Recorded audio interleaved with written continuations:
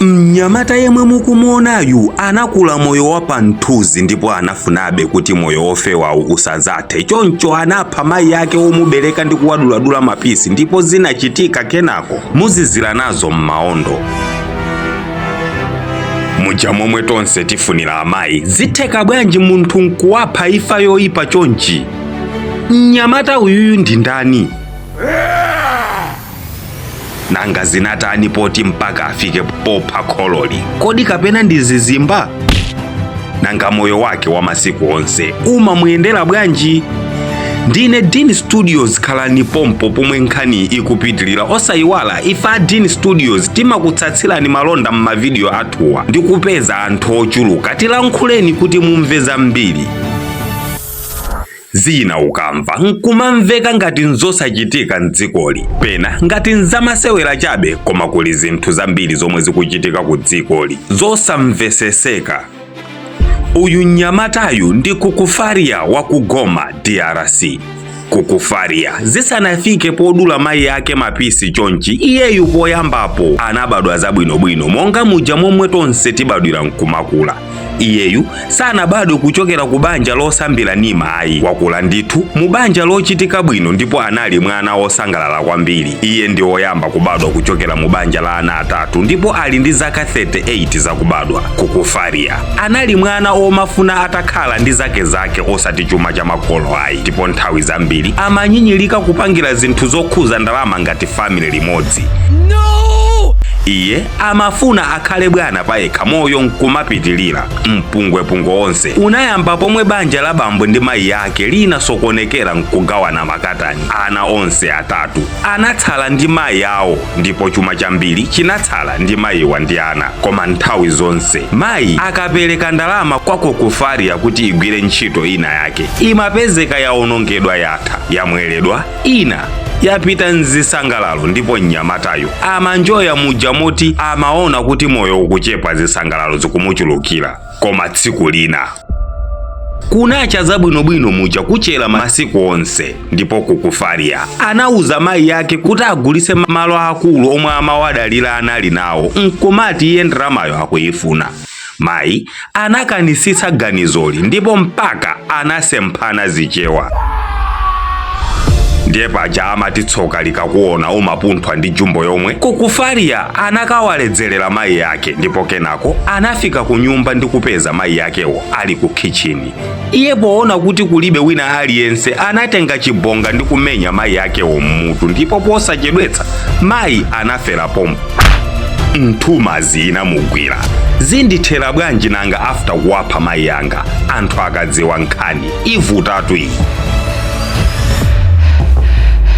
Anaganiza njira yoti atulutse thupi la mayi yake nyumbamo ndi kukatayira kutali zioneke ngati afera kutaliko. Koma nkhani inali yoti kodi nanga anthu akamuona zitha bwanji akunyamula thupi la mayi yakewo? Lakulira thupi atulutsa bwanji mnyumba? Kaya ndi mphamvu ya mowa, kaya chinali chamba? Kukufaria anabweranso ndi plani yonyasitsitsa kwambiri. Anaganiza zoduladula thupi la mayi yakewo mapisi kuti anyamule mosavuta, ndipo anatero.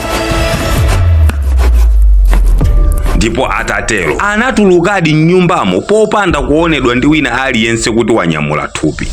Nkupita komwe kunali nkhalango nkukataya zina apo zina uko kuti anthu akanike kupeza maumbono ogwirika aziphwake. Pomwe ankafika komwe analiko anafikira kufunsa kuti amayi apita kuti, koma Kukufaria anakhala chete. Nthumazi itamugwira nkumati sakudziwa. Masiku awiri anadusa. Kusakidwa kwa mayi kunakula ndipo mwamwayi anthu anapeza ziwalo za mayi ku nkhalango kuja, ndipo suspicion yonse inali pa Kukufaria. Ndipo mpaka Kukufaria kamba ka Nthumazi anapanikizidwa nkuvomera ndi kugamulidwa kupita ku ndende kwa zaka. Koma sipanaduse zaka zochuluka Kukufaria anapezeka watuluka ku ndende.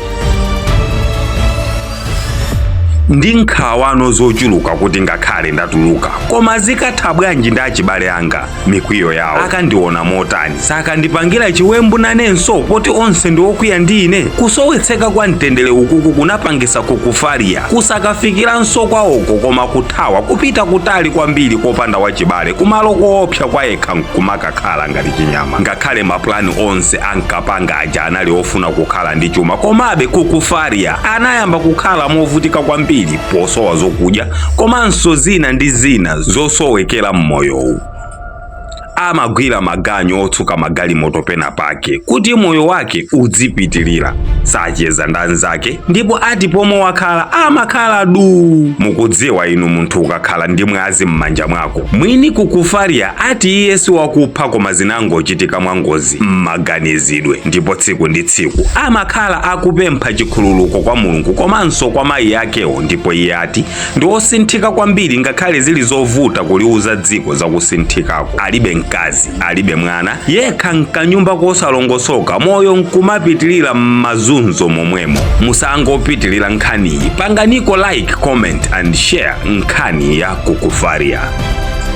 Zimakoma mukamazionera mukafoni kabwino, kafoni kowala bwino, ndipo sipanavute kamba kuti kuli madolo omwe amapezeka ndi mafoni a mtundu wina uliwonse omwe inu mungakonde malinganso ndi budget yanu. Awawa ndi a PSG mobile phones omwe akupezekera ku South Africa, dera la Tembisa. Iwowa mafoni awo amagulisa pena paliponse ku Joniko, dera lina lililonse. Foni ina iliyonse imene inu mungayifune imakupezani. Tikati PSG mobile phones sikuti tikukamba za mafoni okhayi. Awa watu amapezekanso ndi malaptop abwino, ma HD cameras osiyana-siyana komanso ma drone pa mitengo yongoperekezapo. Omwe muli ku Malawi muthanso kuyitanisa foni ya kukhosi kwanu ndi awawa PSG mobile phones, ndipo amatumiza foni dera lina lililonse ku Malawi malinga ndi mgwirizano wanu. Mafoni a fresh, mafoni opanda madando, ayimbireni kapena WhatsApp pa 0614289792. PSG mobile phones, abale